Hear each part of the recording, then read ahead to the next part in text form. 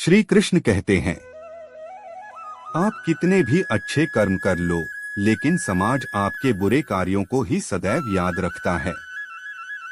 इसलिए लोग क्या कहेंगे यह सोचने से बेहतर है कि आप अपना कर्म करें। जन्म लेने वाले के लिए मृत्यु उसी प्रकार निश्चित है जितना कि मरने वाले के लिए जन्म लेना, इसलिए इस विषय पर शोक मनाना व्यर्थ है। गीता में कहा गया है, जो इंसान किसी की कमी को पूरी करता है वो सही अर्थों में महान होता है। तुम्हारे साथ जो हुआ वह अच्छा हुआ, जो हो रहा है वो भी अच्छा है और जो होगा वो भी अच्छा होगा। गीता के अनुसार जिंदगी में हम कितने सही हैं और कितने गलत हैं यह केवल दो लोग जानते हैं, एक परमात्मा और दूसरी हमारी अंतरात्मा। जीवन का आनंद ना तो भूतकाल में है और ना भविष्य काल में, बल्कि जीवन तो बस वर्तमान को जीने में है। जब तक शरीर है तब तक कमजोरियां तो रहेगी ही, इसलिए कमजोरियों की चिंता छोड़ो और जो सही कर्म है उस पर अपना ध्यान लगाओ। अर्जुन, तुम भला क्यों रोते हो? तुमने जो खोया क्या वह तुमने पैदा किया था?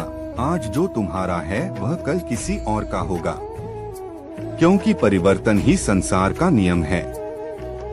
किसी का अच्छा ना कर सको तो बुरा भी मत करना, क्योंकि दुनिया कमजोर है लेकिन दुनिया बनाने वाला नहीं। यदि कोई व्यक्ति विश्वास के साथ इच्छित वस्तु को लेकर नित्य चिंतन करता है तो वह जो चाहे वह बन सकता है। सच्चा धर्म यह है कि जिन बातों को इंसान अपने लिए अच्छा नहीं समझता उन्हें दूसरों के लिए भी प्रयोग ना करें। कोई भी व्यक्ति अपने विश्वास से बनता है, वह जैसा विश्वास करता है उसी अनुरूप बन जाता है। मन अशांत है और उसे नियंत्रित करना कठिन है, लेकिन अभ्यास से इसे वश में किया जा सकता है। मेरे लिए समस्त प्राणी समान हैं। ना तो कोई मुझे अत्यधिक प्रिय है और ना ही कम, लेकिन जो मेरी भक्ति पूरे मन से करते हैं मैं सदैव आवश्यकता पड़ने पर उनके काम आता हूँ। मन की शांति से बढ़कर इस संसार में कोई भी संपत्ति नहीं है। जो मनुष्य फल की इच्छा का त्याग करके केवल कर्म पर ध्यान देता है वह अवश्य ही जीवन में सफल होता है। कोई भी इंसान जन्म से नहीं बल्कि अपने कर्मों से महान बनता है। अपना, पराया, छोटा, बड़ा इत्यादि को भूलकर यह जानो कि यह सब तुम्हारा है और तुम प्रति एक के हो। बिना फल की कामनाएं ही सच्चा कर्म है। ईश्वर चरण में हो समर्पण वही केवल धर्म है।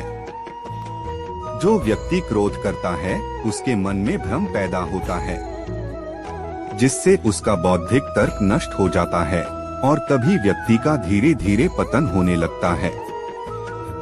गीता में लिखा है, जब इंसान की जरूरत बदल जाती है तब इंसान के बात करने का तरीका बदल जाता है।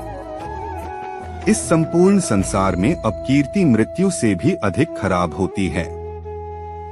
सदैव संदेह करने वाले व्यक्ति के लिए प्रसन्नता ना इस लोक में है ना ही कहीं और। जीवन में सफलता का ताला दो चाबियों से खुलता है, एक कठिन परिश्रम और दूसरा दृढ़ संकल्प। जो मन को नियंत्रित नहीं करते उनके लिए वह शत्रु के समान कार्य करता है। कठिन परिश्रम से बचने के लिए व्यक्ति को भाग्य और ईश्वर की इच्छा जैसे बहानों के बजाय चुनौतियों का सामना करना चाहिए। गीता में कहा गया है, कोई भी अपने कर्म से भाग नहीं सकता, कर्म का फल तो भुगतना ही पड़ता है। मनुष्य को अपने कर्मों के अच्छे और बुरे फल के विषय में सदैव सोचकर चिंताग्रस्त नहीं होना चाहिए। मनुष्य अपने विश्वास से निर्मित होता है, जैसा वह विश्वास करता है वैसा वह बन जाता है। जो मनुष्य प्रतिदिन खाने, सोने और आमोद प्रमोद के कार्यों में लिप्त रहता है वह नियमित तौर पर योगाभ्यास करके समस्त क्लेशों से छुटकारा पा सकता है। जब इंसान अपने काम में आनंद खोज लेते हैं तब वे पूर्णता प्राप्त करते हैं। श्रीमद् भागवत गीता का मुख्य उद्देश्य मानव कल्याण करना है, इसलिए प्रत्येक मनुष्य को सदैव मानव कल्याण की ओर अग्रसरित रहना चाहिए। माफ करना और शांत रहना सीखिए, ऐसी ताकत बन जाओगे कि पहाड़ भी रास्ता देंगे। व्यक्ति को अपनी इंद्रियों को वश में रखने के लिए बुद्धि और मन को नियंत्रित रखना होगा। जो होने वाला है वो होकर ही रहता है और जो नहीं होने वाला वह कभी नहीं होता। ऐसा निश्चय जिनकी बुद्धि में होता है उन्हें चिंता कभी नहीं सताती है। किसी भी व्यक्ति को ना तो समय से पहले और ना ही भाग्य से अधिक कुछ मिलता है, लेकिन उसे सदैव पाने के लिए प्रयत्नशील रहना चाहिए। इंसान हमेशा अपने भाग्य को कोसता है, यह जानते हुए भी कि भाग्य से भी ऊंचा उसका कर्म है जिसके स्वयं के हाथों में है। व्यक्ति को आत्मज्ञान के माध्यम से संदेह रूपी अज्ञानता को समाप्त करना चाहिए। मैं उन्हें ज्ञान देता हूँ जो सदा मुझसे जुड़े रहते हैं और जो मुझसे प्रेम करते हैं। सत्य कभी दावा नहीं करता कि मैं सत्य हूँ, लेकिन झूठ हमेशा दावा करता है कि सिर्फ मैं ही सत्य हूँ। परिवर्तन संसार का नियम है। समय के साथ संसार में हर चीज परिवर्तन के नियम का पालन करती है। हालांकि मैं भूत, भविष्य और वर्तमान काल के तीनों जीवों को जानता हूँ, लेकिन मुझे वास्तव में कोई नहीं जानता है। संयम, सदाचार, स्नेह एवं सेवा ये गुण सत्संग के बिना नहीं आते। मनुष्य जिस रूप में ईश्वर को याद करता है, ईश्वर भी उसे उसी रूप में दर्शन देते हैं। अपने कर्तव्य का पालन करना ही प्रकृति द्वारा निर्धारित किया हुआ हो, वह कोई पास नहीं है। सज्जन व्यक्तियों को सदैव अच्छा व्यवहार करना चाहिए, क्योंकि इन्हीं के पद चिन्हों पर सामान्य व्यक्ति अपने रास्ते चुनता है।